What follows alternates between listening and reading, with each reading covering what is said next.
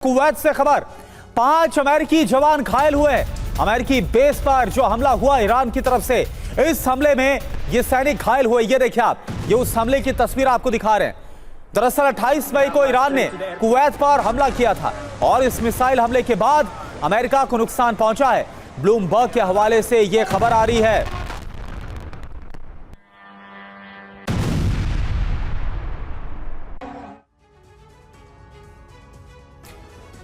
तो ईरानी हमला अमेरिका को क्या नुकसान पहुंचा और इसका क्या असर होने वाला है, यह भी आप समझिए। पहले खबर क्या है आप देखिए। 28 मई को कुवैत के अमेरिकी बेस पर ईरान ने हमला किया। यह बदले की कार्रवाई थी जो बंदर अब्बास पर हमला किया गया था। ईरान ने लंबी दूरी की फतेह मिसाइल से हमला किया। दरअसल बंदर अब्बास पर यूएस हमले के बाद ईरान ने यह जवाबी कार्रवाई की थी। कुवैत में ईरान के मिसाइल हमले से खबर यह मिल रही है, दावा यह है कि 5 अमेरिकी जवान घायल हुए हैं। ब्लूमबर्ग के हवाले से कहा जा रहा है। अब इसके मायने क्या है? अमेरिकी जवानों के घायल होने से स्थिति और ज्यादा खराब हो सकती है। डोनाल्ड ट्रंप इस मामले को गंभीरता से ले सकते हैं।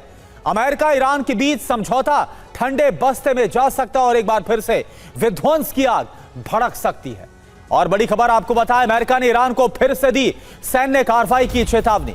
युद्ध मंत्री पीट हेगसेथ ने कहा, हम हमला दोबारा शुरू करने में सक्षम है। पीट हेगसेथ क्या दावा कर रहे हैं? पीट हेगसेथ जो कि अमेरिका के युद्ध मंत्री हैं, अमेरिका के पास हथियार भंडार पर्याप्त है।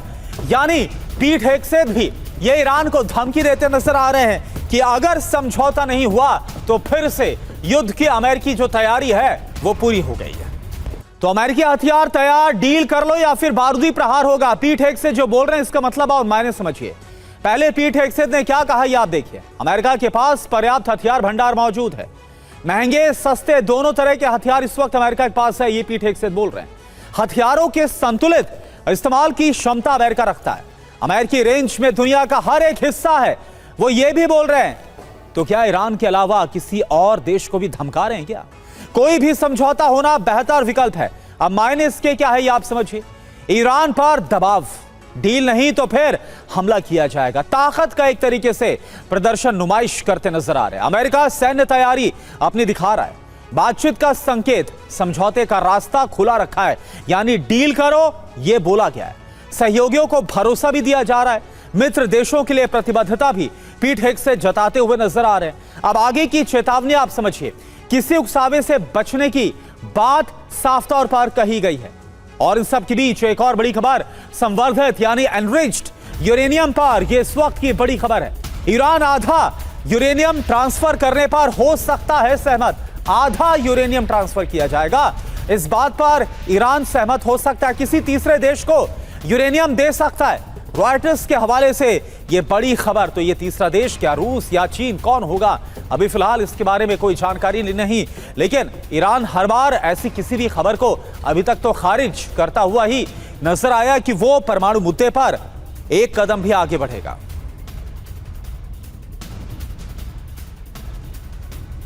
तो सवाल यह उठ रहा है कि जो दावा यह किया जा रहा है कि ईरान अपना आधा यूरेनियम दे सकता है, लेकिन तीसरे देश को तो सवाल है कि आखिर किसे देगा ईरान अपने यूरेनियम? रॉयटर्स की खबर क्या आ रही है? ईरान आधा संवर्धित यूरेनियम दे सकता है, करीब 220 किलो यूरेनियम दे सकता है ईरान। किसी तीसरे देश को यूरेनियम सौंपा जा सकता है। अभी फिलहाल ईरान के पास करीब 440 किलो यूरेनियम मौजूद है। अब किस देश को यूरेनियम दे सकता है? रूस या फिर चीन को ट्रांसफर संभव है यूरेनियम का। 440 किलो 60% जो संवर्धित यूरेनियम है, एनरिच्ड यूरेनियम, इस वक्त ईरान के पास मौजूद है। 184 किलो 20% तक संवर्धित है। इसमें से 6024 किलो आपको बता रहे 5% तक संवर्धित है। अभी बात हो रही है 440 किलो जो 60% तक संवर्धित है। 2391 किलो 2% तक ईरान ने संवर्धित कर रखा है। अब चिंता की बात क्या है? 60% संवर्धित यूरेनियम से एटम बम बनाना आसान हो जाएगा। अगर ये 90% या उससे ज्यादा हो सकता है। मनीष झा, यह खबर कितनी पुख्ता है जो रॉयटर्स के हवाले से आ रही है कि अपना जो आधा संवर्धित यानी जो 60% तक संवर्धित यूरेनियम है वो किसी तीसरे देश को दे सकता है? और अगर इसमें सच्चाई है तो वो देश कौन सा हो सकता है? क्या खबर आपको मिल रही है? देखिए, दिलचस्प बात यह है कि पश्चिमी मीडिया की तरफ से लगातार विभिन्न तरीके के परमुटेशन एंड कॉम्बिनेशन सुझाए जाते हैं कि ईरान ये कर सकता है, ईरान वो कर सकता है, लेकिन उन्हें ये समझना पड़ेगा कि ईरान एक बात नहीं कर सकता। वो ये है कि ईरान किसी भी हालत में अपनी सुरक्षा से, अपने संप्रभुता से समझौता नहीं कर सकता है। और किसी भी तरीके का ये जो अरेंजमेंट है, उस अरेंजमेंट में एक उन्हें गारंटी चाहिए कि एक बार जब ईरानियन टेरिटरी से वो न्यूक्लियर इनरिचमेंट न्यूक्लियर निकल गया, तो फिर उसके सुरक्षा की गारंटी कौन लेगा। मान लीजिए उन्होंने कजाकिस्तान को दे दिया, तो फिर कल के दिन में अगर कजाकिस्तान पर दबाव बनाया इजराइल ने, अमेरिका ने, फिर क्या होगा, कौन इसकी गारंटी लेगा। या एक बार जब संवर्धित यूरेनियम ईरान से बाहर चले गया, उसके बाद ईरान की सुरक्षा की गारंटी कौन लेगा। तो अनलेस कि रूस और चीन सीधे तौर पर आकर अमेरिका के खिलाफ ईरान के सुरक्षा की गारंटी ले, नहीं तो फिर किसी भी कीमत पर वो इस बात को बर्दाश्त नहीं करेंगे कि वो संवर्धित यूरेनियम को अपने देश से बाहर जाने देंगे। बिल्कुल, यानी कि ईरान ये चाहता है कि अगर उसने इस बारे में सोचा भी कि वो अपना संवर्धित यूरेनियम कहीं भेजेगा, तो उसे इस बात की गारंटी चाहिए कि आगे उस पर हमला नहीं हो। एक और बड़ी खबर, पश्चिम एशिया में अमेरिका की तैयारियां जारी हैं। पश्चिम एशिया में F-16 फाइटर जेट से पेट्रोलिंग हो रही है। फोटो जारी कर सेंटकॉम ने कहा, हमारी उपस्थिति पूरे क्षेत्र में इस वक्त बरकरार है। ये देखिए, ये वही तस्वीर है जो अमेरिकी F-16 फाइटर जेट है, वो उड़ान भरता हुआ नजर आ रहा है और इसके जरिए निगरानी की जा रही है। सेंटकॉम की तरफ से ये पोस्ट किया गया कि पूरे पश्चिम एशिया में इस वक्त अमेरिका की उपस्थिति बनी हुई है। अपना दबदबा दिखाने की एक तरह से ये कोशिश है। तो अमेरिका अलर्ट, ईरान पर कभी भी हमला हो सकता है। खबर क्या है, पश्चिम एशिया में अमेरिका पूरी तरह से अलर्ट है। उसकी डिप्लॉयमेंट हम देख ही रहे। पश्चिम एशिया में सैनिकों की मौजूदगी कम नहीं कर रहा है अमेरिका। F-16 फाइटर जेट लगातार पेट्रोलिंग कर रहे हैं। सेंटकॉम ने कहा, हमारी उपस्थिति पूरे क्षेत्र में बरकरार है। अब इसके मायने आप समझिए क्या है। ईरान पर हमले का खतरा अभी भी टला नहीं है। अमेरिका ने हमले की तैयारी नहीं छोड़ी है। अमेरिका की रणनीतिक पकड़ बहुत ज्यादा मजबूत है, ये बताने की और जताने की कोशिश है। ईरान को चेतावनी है, डील करनी ही होगी, कोई और ऑप्शन है ही नहीं। ईरान को संदेश क्या है, कभी भी हमला या तो संभव है। ये एक तरीके से सेंटकॉम की तरफ से जो पोस्ट किया गया, उसके जरिए चेतावनी देने की कोशिश की गई है। अब एक और बड़ी खबर, एनबीसी की रिपोर्ट में चौंका देने वाला पर्दाफाश हो रहा है। ईरान युद्ध में चीन की मिसाइल का इस्तेमाल किया गया। अमेरिकी F-15E को चीन की मिसाइल ने मार गिराया। ईरान में ऑपरेशन के दौरान F-15E गिरा था। तो आप देखिए, वो चीन जिसके साथ अमेरिका दोस्ती बढ़ाने की कोशिश कर रहा है। अभी हाल ही में डोनाल्ड ट्रंप भी चीन के दौरे पर पहुंचे थे और बहुत अच्छा नेता, बहुत अच्छा लीडर और अपना एक अच्छा मित्र, दोस्त कहने की कोशिश कर रहे थे शी जिनपिंग को। अब उसे लेकर क्या पर्दाफाश हो रहा है।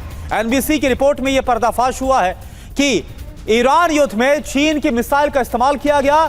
अपने हथियारों से चीन ने मदद की 40 दिन के युद्ध में और अमेरिकी F-15E जो फाइटर जेट है, उसे इसी मिसाइल से मार गिराया गया था। तो आप देखिए, अमेरिकी फाइटर धड़ाम चीन की मिसाइल से कैसे शिकार किया गया।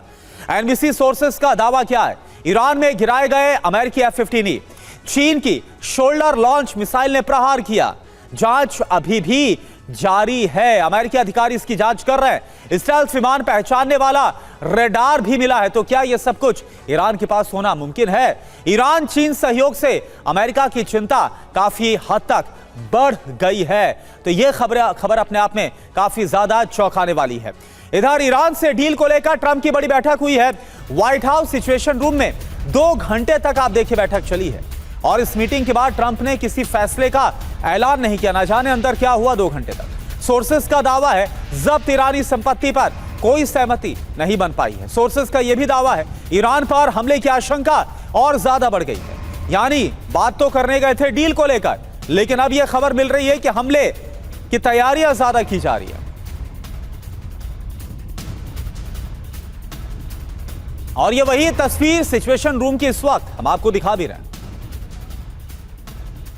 तो सिचुएशन रूम की इनसाइड स्टोरी क्या है, एक्सक्लूसिव रिपोर्ट क्या मिल रही है, यह आपको चलिए बताते हैं। नंबर 1, ट्रंप ने सिचुएशन रूम में 120 मिनट तक बैठक की है, मीटिंग की है। इसके अलावा होर्मुज, यूरेनियम और फ्री संपत्ति पर चर्चा की गई है। सभी मुद्दों पर ट्रंप को डिटेल में जानकारी दी गई है।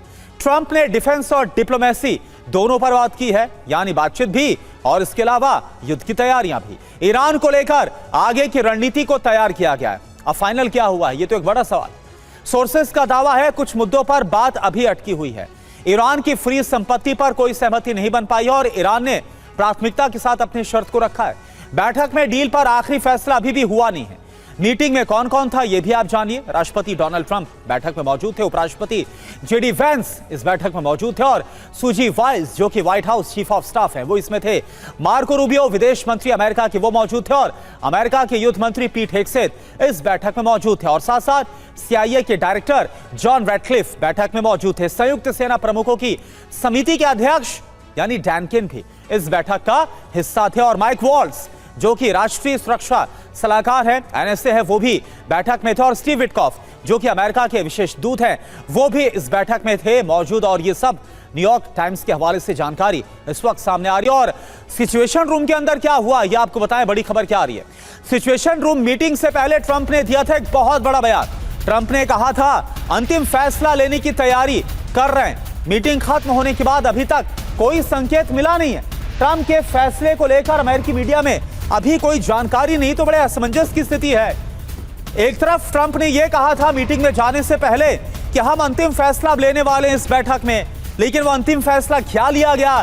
क्या डोनाल्ड ट्रंप फिर से यहां कंफ्यूज हो गए या जैसी जानकारी उनको दी गई उनके सलाहकारों की तरफ से इसके बाद वो खुद हैरत में पड़ गए या फिर किसी और बात का भय है जिसके बाद कुछ भी बोलने से ट्रंप इंकार कर रहे हैं? तो क्या ईरान युद्ध राउंड 2.0 होकर ही रहेगा? इशारा क्या है? नंबर 1, ईरान के साथ बैक चैनल बातचीत जारी रहेगी यानी डिप्लोमेसी पर भी बात हुई है। नंबर 2, होर्मुज पर अमेरिकी निगरानी पहले से और ज्यादा बढ़ेगी यानी ईरान बोल रहा है कि कम करो और अमेरिका बोल रहा है और बढ़ाएंगे हम। यूरेनियम पर नया प्रस्ताव पेश होने की संभावना है।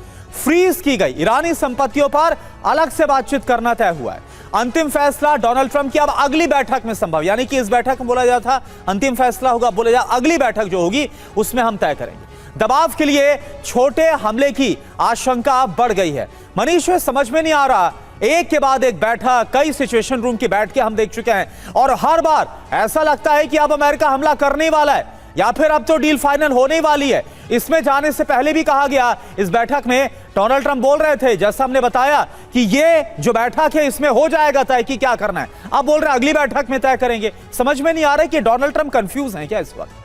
देखिए, मुझे लगता है कि बयान नहीं देने के पीछे एक बड़ा मकसद है। हाँ। ऐसा फैसला लिया गया है जिसे बयानों में नहीं कहा जा सकता है। आप सोचिए कि ट्रंप ये कहकर जा रहे हैं कि मैं सिचुएशन रूम में जा रहा हूं और अंतिम फैसला लूंगा और उसके बाद 2 घंटे तक जिन लोगों के साथ वो मीटिंग करते हैं उसमें से उपराष्ट्रपति जेडी वेंस के अलावा बाकी सभी लोग इस बात के समर्थक हैं कि ईरान के साथ जंग होनी चाहिए। और उसके बाद 2 घंटे की बैठक के बाद 28 फरवरी जैसा सरप्राइज हो सकता है क्या कुछ? मुझे लगता है कि कोई सरप्राइज हो सकता है और वो बड़ा सरप्राइज हो सकता है और उसी के लिए ये सारी तैयारियां हो रही है जिसे सार्वजनिक तौर पर नहीं बताया जा सकता है, जो आप समझ ही सकते हैं कि क्या हो सकता है। और जो दूसरी बात है कि वो ये कि इस मीटिंग में जब फैसला लिया गया तो उस वक्त डोनाल्ड ट्रंप के एक तरफ वो लोग हैं जो मानते हैं कि ईरान के खिलाफ युद्ध ही एकमात्र विकल्प है, वहीं दूसरी तरफ जेडी वेंस जैसे लोग हैं जो मानते हैं कि बातचीत को एक मौका देना चाहिए।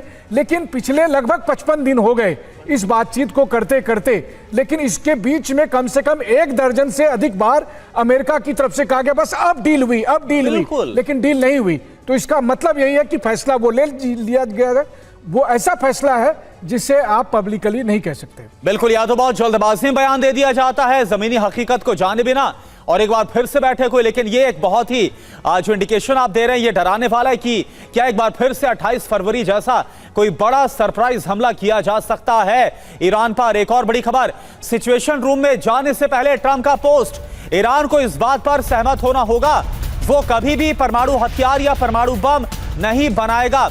ईरानी परमाणु डस्ट को अमेरिका निकालेगा, यह भी कहा गया है। आइए ये परमाणु डस्ट को नष्ट करेगा। फिलहाल ईरान को कोई हर्जाना नहीं दिया जाएगा। लंबा चौड़ा पोस्ट है जो कि ट्रुथ पर किया गया डोनाल्ड ट्रंप की तरफ से और इसमें सबसे बड़ी बात क्या है, यह लिखा गया है कि ईरान को हम किसी भी हालत में परमाणु कार्यक्रम को जारी नहीं रखते देना चाहते और कभी परमाणु बम नहीं बना पाएगा ईरान। तो अमेरिका और ईरान समझौता कहां तक पहुंचा है, पूरी जानकारी आपको बताते हैं और सहमति कहां पर बन पाई और टकराव कहां पर है। सीधा इंफॉर्मेशन वॉल का रुख करें। यहां पर आप देखिए सहमति और उस तरफ टकराव बताएंगे। होर्मुज चरणबद्ध तरीके से खुलेगा, इस पर एक सहमति आम राय बन रही है। टकराव क्या है, भविष्य में ईरान को होर्मुज में सर्विस फीस लगाने का अधिकार मिले, यानी कि टोल वसूली का अधिकार मिले, इस पर टकराव बना हुआ है। सहमति क्या है, होर्मुज से बारूदी सुरंगें हटाई जाएंगी ईरान की तरफ से। टकराव क्या है, ईरान को युद्ध हार जाने का तुरंत भुगतान अमेरिका की तरफ से करना होगा। इसके अलावा अमेरिकी नाकाबंदी हटेगी, इस बात पर तो सहमति बन रही है होर्मुज से। टकराव क्या है, 30 दिन के अंदर हटे नाकाबंदी, ये जो टाइम लिमिट सेट की गई है इसको लेकर एक टकराव है। इसके अलावा सहमति किस बात पर है, ईरान को आर्थिक प्रतिबंधों में आंशिक तौर पर राहत मिल सकती है। लेकिन टकराव क्या है, यूएस बड़े स्तर पर प्रतिबंध हटाने के पक्ष में नहीं है, तो बड़े सैंक्शंस नहीं हटाए जाएंगे। इन मुद्दों पर दूसरे चरण में बातचीत, ईरानी यूरेनियम तीसरे देश को भेजा जाने की जो पहला चरण होगा उसमें फिलहाल अभी इस पर कोई बात नहीं होगी। ईरान को परमाणु कार्यक्रम रोकना पड़ेगा, तो इस पर भी दूसरे चरण में जो बातचीत है वो संभव है। ईरान के परमाणु कार्यक्रम को लेकर आईएईए की निगरानी में परमाणु ठिकाने आएंगे, यानी कि वहां पर आईएईए की जो टीम है वो मौजूद रहेगी। और इस बीच एक और बड़ी खबर, 60 दिन के सीजफायर की शर्तें भी सामने आ गई है। अमेरिका और ईरान के बीच जो सीजफायर तय हुआ है, ईरान को 300 अरब डॉलर के फंड पर चर्चा हो रही है। अमेरिकी कंपनियों के निवेश का भी प्रस्ताव सामने आ रहा है। जल्द होर्मुज स्ट्रेट खोलने की भी योजना को तैयार किया गया है। न्यूयॉर्क टाइम्स के हवाले से यह खबर मिल रही है। तो जंग या शांति, 50-50 के चांसेस हैं। शांति के आसार क्या है पहले आप ये जानिए, और जंग की कितनी आशंका ये भी आप जानिए। तो ये ग्राफिक्स के जरिए आपको हम बता रहे हैं। अब ये देखिए, ये दोनों 50-50 चांसेस क्या है, शांति के क्या आसार है। ईरान ने अमेरिका को जवाबी प्रस्ताव भेजा है। अब जंग की आशंका कितनी है, डील से पीछे हटा ईरान तो फिर तुरंत अमेरिका स्ट्राइक कर सकता है। इसके अलावा आप देखिए, शांति की कोशिशों में ट्रंप ने ईरान का प्रस्ताव स्वीकार किया, और जंग की आशंका कितने, आप प्रस्ताव से पीछे हटा तो ईरान पर एक बार फिर से हमला होगा, हटा तो ईरान ना हमला भी कर सकता है। अमेरिका ईरान होर्मुज खोलने पर तैयार है, यह शांति को लेकर एक कदम आगे बढ़ाया गया है। अमेरिकी डील या फिर युद्ध में किसी एक पर गंभीर है, यानी कि अमेरिका या तो डील हो या फिर युद्ध होगा, इन दोनों किसी एक पर तय करना है। 60 दिन के लिए सीजफायर बढ़ सकता है, यह शांति के पूरे आसार है। इधर जंग की संभावना कितनी है, यूएस सेना को यानी कि अमेरिकी सेना को युद्ध के लिए तैयार रहने का निर्देश दे दिया गया। हम दिखाई रहे हैं आपको कि कैसे F-16 से वहां पर लगातार जो निगरानी है वो भी की जा रही है। इसके अलावा यूएस ईरान परमाणु कार्यक्रम पर बात की जाएगी, ये कहा जा रहा है। इन दोनों देशों के बीच बात होगी परमाणु कार्यक्रम पर ईरान के। अब जंग की संभावना कितनी, बात अगर नहीं बन पाई इस पर परमाणु कार्यक्रम को लेकर, तो फिर आप ये मानकर चलिए कि अमेरिकी हमला तय है, क्योंकि पेज परमाणु कार्यक्रम को लेकर बहुत ज्यादा फंसा हुआ है। अब देखिए बड़ी खबर, ईरानी संसद की स्पीकर बाकर कालिबाफ का बड़ा बयान, कहा ईरान हक वार्ता से नहीं मिसाइल से हासिल करेगा। देखिए ईरान ने भी अपना रुख दिखा दिया। कालिबाफ ने अमेरिकी गारंटी और वादों पर पूरी तरह से अविश्वास जता दिया है। कालिबाफ बोल रहे हैं पहले कार्रवाई करे अमेरिका और फिर कोई जवाब देंगे।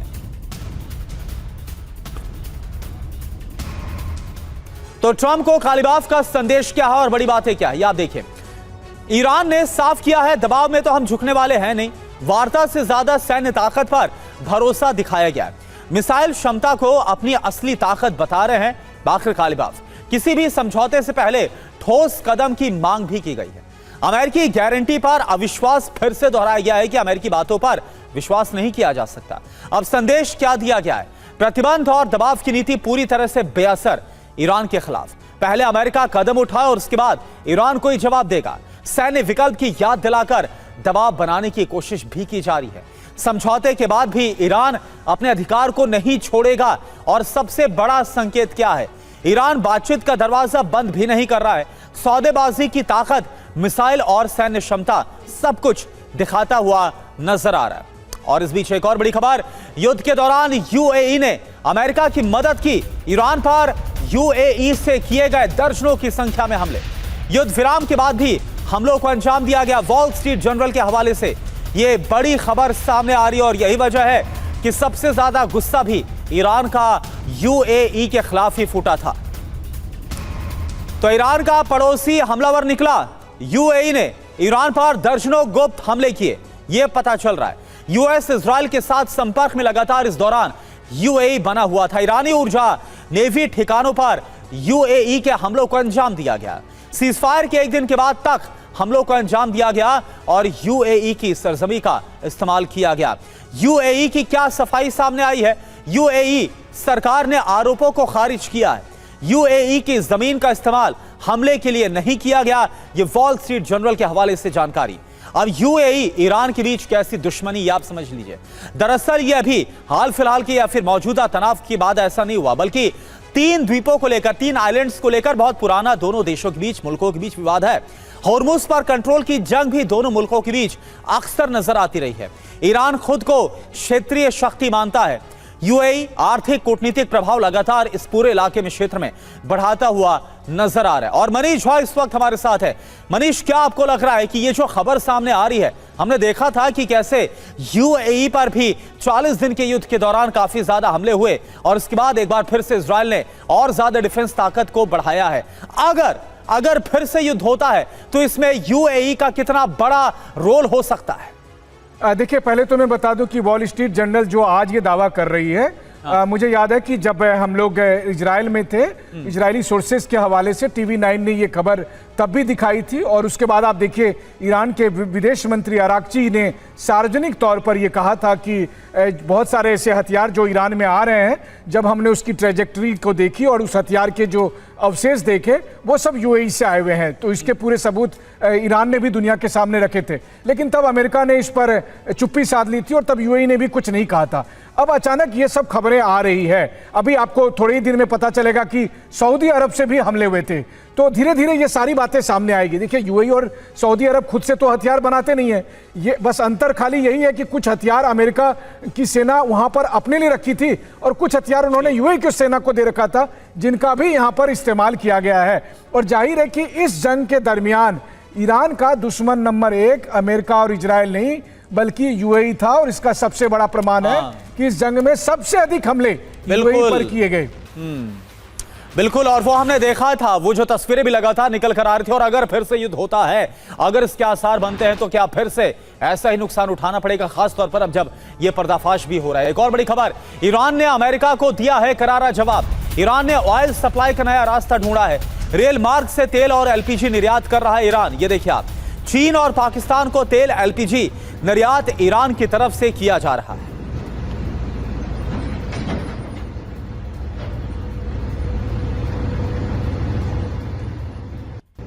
तो अगर स्ट्रेट ऑफ हॉर्मुज ब्लॉक है, तो फिर रेल रूट के जरिए तेल और एलपीजी जो भेजा जा रहा है, आखिर इसके पीछे की वजह क्या है? तो ईरान रेल रूट से तेल और एलपीजी क्यों भेज रहा है? हॉर्मुज पर जोखिम कम करने की कोशिश की गई है, क्योंकि वहां पर अमेरिकी सेना, अमेरिकी नेवी मौजूद है। अमेरिकी नाकेबंदी से बचने के लिए फैसला लिया गया है। चीन को एनर्जी सप्लाई लगातार जारी रहे निर्बाध। पाकिस्तान के साथ लगातार ऊर्जा व्यापार बढ़ाना भी मकसद है। प्रतिबंधों के बीच वैकल्पिक सप्लाई चेन बनाना ईरान का मकसद है। समुद्री मार्ग पर सैन्य तनाव का असर घटाना भी मकसद है। निर्यात बंद होने के खतरे को कम करना भी ईरान का मकसद है। मध्य एशिया से नया ऊर्जा कॉरिडोर बनाया जा रहा है ईरान की तरफ से।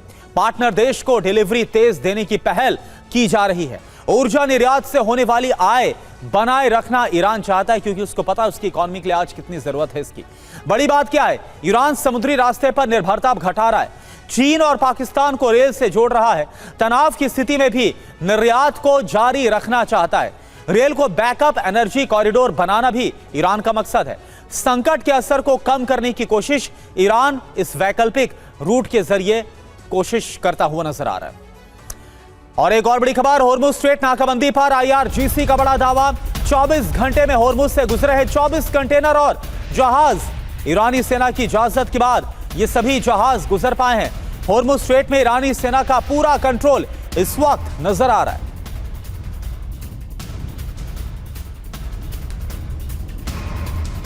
और एक और बड़ी खबर, डोनाल्ड ट्रंप की शर्तों पर ईरानी मीडिया का दावा। ट्रंप के बयान में झूठ और सच्चाई दोनों है। कुछ मनगढ़ंत कहानियां बना रहे हैं ट्रंप, यह कहा गया है ईरान की तरफ से।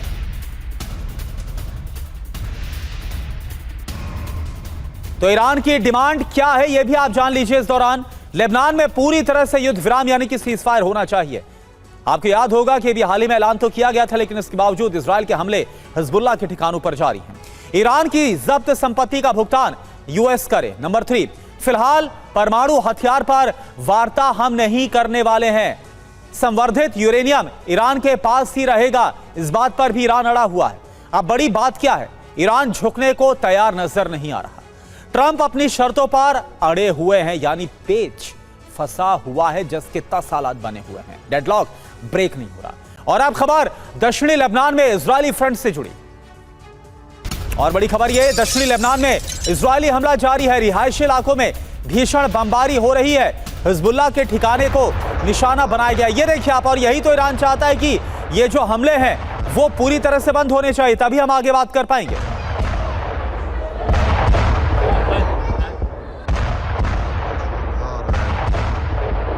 और देखिए दक्षिणी लेबनान यानी कि साउथ लेबनान से एक और खबर। साउथ लेबनान के सिडोन में हमला हुआ है।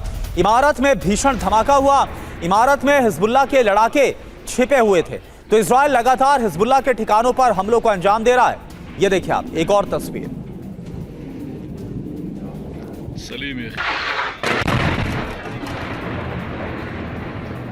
और एक और बड़ी खबर, लेबनान के 3 शहरों में आज सुबह हमला हुआ है। इजरायली मिसाइलों से भीषण तबाही मची है। हमले से कई रिहायशी घर जमींदोज हो गए। ये देखिए आप, धमाके के बाद धुएं से भर गया पूरा आसमान।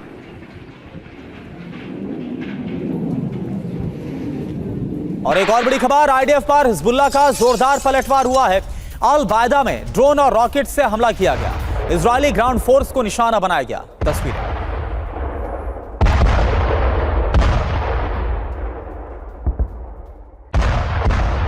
और वहीं हिजबुल्लाह के रॉकेट ने चर्च को निशाना बनाया। सेंट जॉर्ज ऑर्थोडॉक्स चर्च पर गिरे हैं रॉकेट।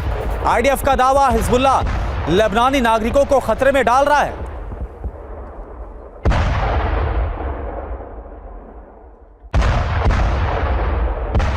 और एक और बड़ी खबर, लेबनानी स्वास्थ्य मंत्रालय का दावा, मार्च से लेकर अभी तक 3,355 लोगों की मौत।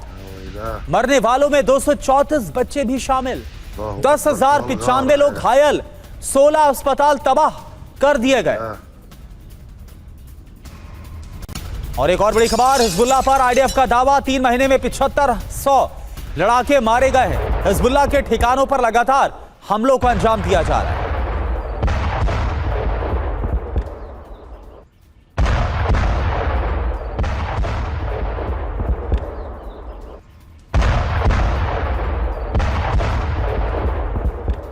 तो ये तस्वीरें आपके सामने है। आईडीएफ की तरफ से दावा कि 3 महीने के अंदर 7500, 7500 हिजबुल्लाह के लड़ाके मार दिए गए और हिजबुल्लाह के ठिकानों पर लगातार हमले हो रहे हैं। ये तस्वीरें भी आपको हम दिखा रहे हैं हिजबुल्लाह के ठिकानों पर हमलों की। तो आप देखिए इस वक्त क्या हो रहा है लेबनान के अंदर, कैसे आईडीएफ की तरफ से हमला किया जा रहा है। सेंट जॉर्ज ऑर्थोडॉक्स चर्च पर रॉकेट से हमला किया गया। मार्च से लेकर अभी तक 3,355 लोगों की मौत का दावा, मरने वालों में 234 बच्चे भी। ये बहुत ही मार्मिक पहलू है इसका। 10,095 लोग घायल हुए, 16 अस्पताल तबाह हुए। हिजबुल्लाह पर आईडीएफ का दावा कि 7500 जो हिजबुल्लाह के लड़ाके हैं वो मारे गए हैं और अभी भी लगातार जो हमले हैं वो जारी है, ये भी कंफर्म किया गया।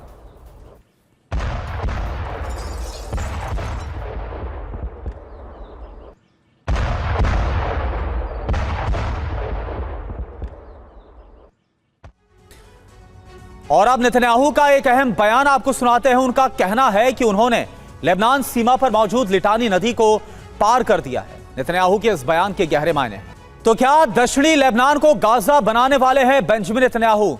कहा क्या गया है आप देखिए, पूरी जानकारी यहां पर हम आपको दिखा रहे हैं। ये आपको अगर देखें तो ये आपको नजर आ रही है लिटानी रिवर, ये आपको लिटानी नदी आपको नजर आ रही है और इसी को क्रॉस करने का दावा है।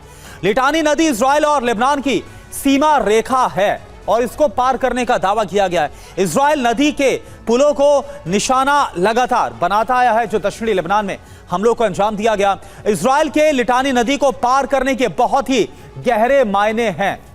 आप समझिए जो कहा गया, दक्षिणी लेबनान में गाजा जैसा ऑपरेशन इस वक्त चल सकता है, यानी कि ग्राउंड ऑपरेशन वहां पर चलाया जा सकता है। दक्षिणी लेबनान में स्थायी इजरायली सैन्य अड्डा भी बनाया जा सकता है। तो क्या इजराइल दक्षिणी लेबनान में एक विस्तार करते हुए भी नजर आएंगे? ये एक अपने आप में बड़ा सवाल है। और मनीष भाई इस वक्त हमारे साथ जुड़े हुए हैं। मनीष, एक बात बताइए कि गाजा में तो हमने देखा कि कैसे एक बहुत बड़े इलाके पर इजराइल की तरफ से कब्जा किया गया, क्या यही रणनीति अब लेबनान को लेकर भी है? बिल्कुल, देखिए, मैं तो कहूंगा कि रूस के अलावा फिलहाल इजराइल अकेला ऐसा मुल्क है जिसकी टेरिटरी लगातार 3-4 साल में बढ़ती जा रही है। इस वक्त अभी आपने एक मैप दिखाया कि किस तरह से लितानी रिवर तक, तो पहले वो बफर जोन के नाम पर कब्जा कर लिया उन्होंने और अब लितानी रिवर के उस पार तक चले गए। देखिए, इससे पहले हमने देखा कि गाजा में क्या हुआ, गाजा में बमबारी के बाद कैसे गाजा की जमीन पर आज की तारीख में आईडीएफ का पूरा कंट्रोल है। उसी तरह से लितानी रिवर तक लेबनान में इनका पूरा कंट्रोल है। वहीं तीसरी तरफ आप देखिए कि जब सीरिया में अस्थिरता हुई तो फिर किस तरह से सीरिया में द्रुज इलाकों तक, द्रुज लोगों को प्रोटेक्शन देने के नाम पर गोलान हाइट्स के काफ़ी अंदर तक उन्होंने कंट्रोल कर लिया। कुल मिलाकर इजराइल का जो वो सो कॉल्ड ग्रेटर इजराइल वाला कंसेप्ट है, उसको अचीव करते हुए आप देखिए कि कितनी दूर तक का उन्होंने एक्स्ट्रा टेरिटरी हासिल कर लिया। आपको लग रहा है दुनिया में कोई देश अब इजरायली सेना से, इजराइल की सरकार से ये जमीन वापस उनके ओरिजिनल मालिक को पहुंचा सकेगी? जी बिल्कुल। और ये जो खुद नेतन्याहू है वो इस बात का दावा करते हुए अपने बयान में नजर भी आए।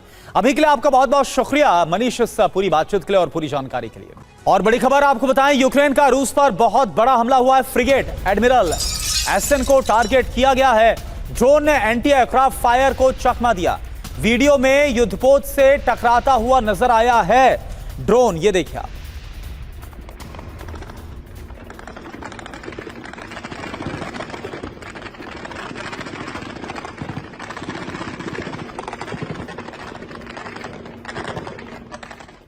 और एक और बड़ी खबर, रूस के टेगान रोग शहर पर ड्रोन से हमला हुआ है। पूरे शहर में जोरदार धमाकों की आवाजें गूंजी हैं। हमले से स्थानीय लोगों में भारी दहशत का माहौल, ये देखिए आप।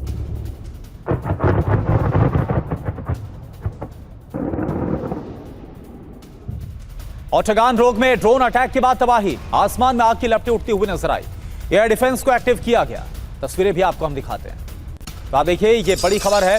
टेगान रोग में ड्रोन से हमले के बाद कैसे तबाही, आसमान में आग की लपटें उठती हुई नजर आ रही। एयर डिफेंस को एक्टिव किया गया।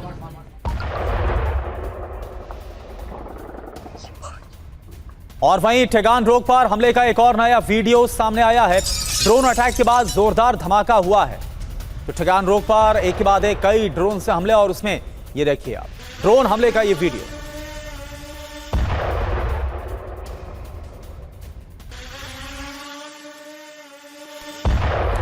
तो आप देखिए किस तरीके से टेगान रोग पर एक के बाद एक हमलों को अंजाम दिया गया। एयर डिफेंस सिस्टम एक्टिव हुआ।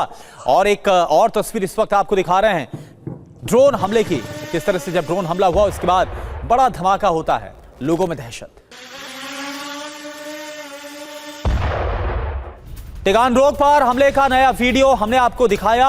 अब इस बीच रूस पर पलटवार के बाद खौफ में है ज़ेलेंस्की। यूक्रेन पर रूस के बड़े हमले की आशंका है। एयर रेड अलर्ट पर सतर्क रहने की अपील की गई है। ज़ेलेंस्की ने सहयोगी देशों से भी मदद की मांग की है।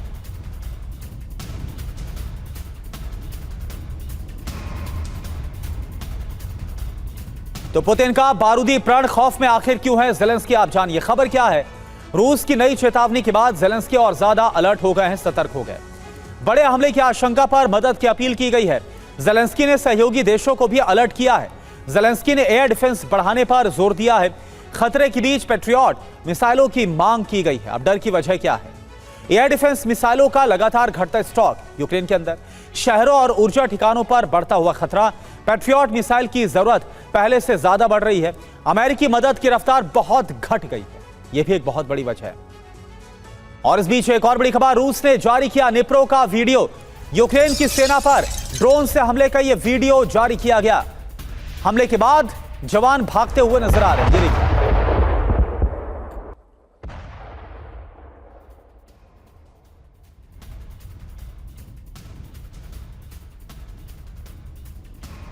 और एक और बड़ी खबर, यूक्रेनी सेना का बहुत बड़ा दावा, नोवोरोसिया हाईवे पर नियंत्रण किया गया। क्रीमिया तक जाने वाला रास्ता है नोवोरोसिया। सैन्य रणनीति के लिहाज से बड़ी कामयाबी है, यह बड़ी सफलता है।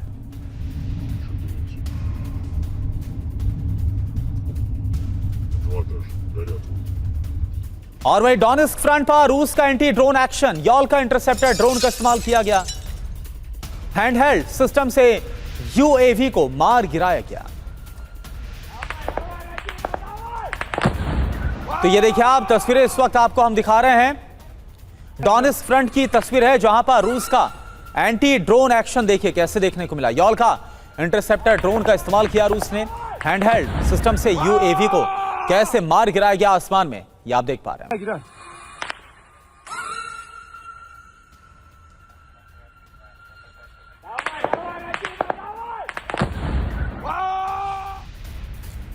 पुतिन के करीबी मेदवेदेव ने यूरोप को चेतावनी दी है, अब शांति जीवन खत्म जैसी चेतावनी दी गई है। यूरोपीय सरकारों पर युद्ध में शामिल होने का आरोप लगाया गया। ये देखिए आप, दिमित्री मेदवेदेव की तरफ से पोस्ट किया गया और चेतावनी।